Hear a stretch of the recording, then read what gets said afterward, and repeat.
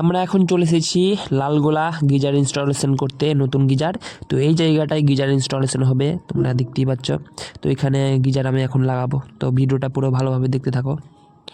এই হচ্ছে প্রোডাক্ট, হায়ারের 10 লিটারের গিজার। তো আনবক্সিং করছি, দেখো কিভাবে কি প্যাকিং করা আছে। এখন প্যাকেট থেকে বের করে নেব, দিয়ে এটাকে খুলে আগে রাখবো।